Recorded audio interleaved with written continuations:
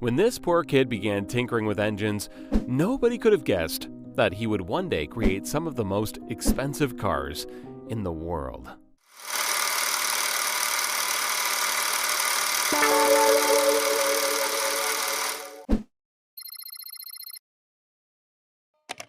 This is Frederick Henry Royce, born in 1863 in Alwilton in England.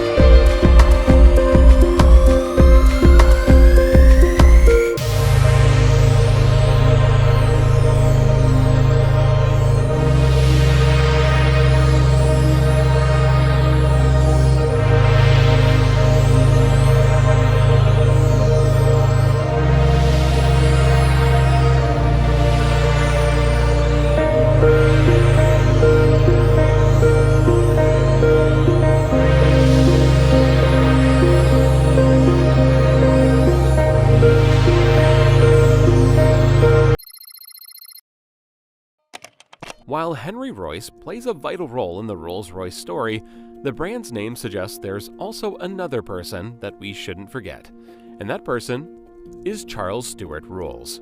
Born in 1877 in London's affluent Berkeley Square, Charles Rolls was the youngest child of Lord and Lady Langattock. Having developed a passion for engineering from very early on, he went on to study mechanical engineering at Trinity College in Cambridge. Charles knew how to stand out, having gained a reputation for tinkering with engines. He earned himself the nickname Dirty Rolls. And during his studies, he was the first undergraduate to own a motor car after having traveled to Paris to buy a Peugeot Phaeton at the age of 18. At the time, this was extremely unusual, as most people hadn't even heard of cars yet. After graduating in 1898, Charles began working on a steam yacht and then at the London and Northwestern Railway. He was more interested in motoring, pioneering, and salesmanship, however, and with financial support from his father, he opened one of the first car dealerships in Britain in 1903. He named the company C.S. Rolls & Co. And for the next couple of years, he dedicated himself to importing and selling Peugeot and Minerva cars. Business was booming, and Charles used the money to fund his sporting activities. Besides being an avid motorist pioneer and racer, he was also an eager aviator, and as you can guess, both of these hobbies are anything but cheap. Unfortunately for Charles, however, his lifelong passion would eventually cost him more than just his money. When running his company, F.H. Royce & Company, Henry became increasingly interested in motor cars. In 1901, he decided to improve a second-hand two-cylinder DeCauville car that he had bought, but he wanted more, and so he decided to build a car on his own. Henry had an instinctive desire for perfection, and having found construction faults in the DeCauville, he vowed to do better. By the end of 1903, he designed and built his first petrol engine, and by the next year, he drove his first Royce 10-horsepower motor car into town. By now, 2 decades had passed since Henry set up the company. His first car was a success, and so he set out to create another one, and another. Of the 3 cars that he had built, he gave one of his business partners Ernest Claremont, and the other he sold to one of their shareholders, Henry Edmunds. And it was this Henry Edmunds who would eventually arrange the meeting between Rolls and Royce. Henry Edmunds was a shareholder in Royce's company and a friend of Rolls. After having bought one of Royce's cars, he began boasting to Rolls about it. At the time, Rolls was frustrated with only being able to sell foreign imports in his company, so Edmunds arranged a meeting. Little did Edmunds know that the meeting would change the future of motoring forever. While Rolls had always preferred 3- and 4-cylinder cars, Royce's 2-cylinder vehicle made a big impression on him. Within minutes of seeing it, he knew he had found what he was looking for. He took the motor car for a drive and agreed on the spot to sell as many motor cars as Royce could build. The 2 men made an unusual duo. There was not only a massive age gap, but also a class and education gap. For starters, Royce was 41 years old, while Rolls was only 26. The young Rolls had enjoyed a fancy education at the prestigious Trinity College, whereas Royce's skills were largely self-taught. And while Rolls had spent his young adult years racing around in his fancy cars, Royce had been working hard to make ends meet. Would they be able to see eye to eye? While Henry Royce and Charles Rolls were 2 very different people, they also made a great duo. And the massive success with the cars led to the creation of the Rolls-Royce Company in 1906. Then came the launch of the 6-cylinder Silver Ghost. Within a year, it was hailed as the best car in the world. Impressive! But for this, they also had Charles's partner to thank. Creating a brand requires vision. So while Henry and Charles were busy building and selling motor cars, it was Charles's partner, Claude Johnson, who took on the role of managing director. He knew it was vital to expand the company's reputation, and the publicity genius that he was, he orchestrated a series of stunts to promote the quietness and reliability of Rolls-Royce motor cars. One of his early adverts for the 40 to 50 horsepower motor car promoted it as the 6-cylinder Rolls-Royce, not one of the best, but the best car in the world.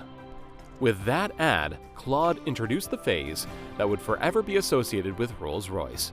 It was incredibly effective. It demonstrated Rolls-Royce's superior performance, and it created a global demand for their world-class engineering. And Claude was so integral to the company's success that he became known as the hyphen in Rolls-Royce. Of course, marketing alone will get you only so far, and both Henry and Charles dedicated themselves to delivering the best quality possible. But it was especially Henry who had a knack for pushing himself to the limit when it came to work. Henry was renowned as a hard worker who never ate properly. Unfortunately, these habits severely affected his health. But surprisingly, he would end up outliving his business partner Charles by a couple of decades. Over the years, daredevil Charles's interest in aviation kept growing. He even tried to persuade Henry to develop a design for an aero engine, but Henry refused. To continue living out his aviation dreams, Charles bought a Wright Flyer aircraft, with which he made over 200 flights. In 1910, he became the first person to make a non-stop double flight across the English Channel. But just 1 month later, everything changed. During a flying display at Bournemouth, Charles was killed in an air crash. He was only 32 years old. He became the first Briton to die in a plane crash, and his premature death meant the end of the short-lived Rolls-Royce partnership. Now Henry would have to continue their legacy on his own. Henry had an innate work ethic, and his innovative designs established Rolls-Royce's reputation for superior engineering and quality. He uncompromisingly persuaded his basic principle of establishing the best design with both the finest materials and the highest levels of craftsmanship. To put it in his own words, strive for perfection in everything you do. Take the best that exists and make it better. When it does not exist, design it. During the First World War, the company expanded into manufacturing something Charles had once requested: aero engines, and during the next couple of decades, the company did extremely well. Unfortunately, Henry kept struggling with his health, and in 1993, he succumbed to digestive tract problems. His death had been brought on by his early years of poor nutrition and a lifetime of overwork.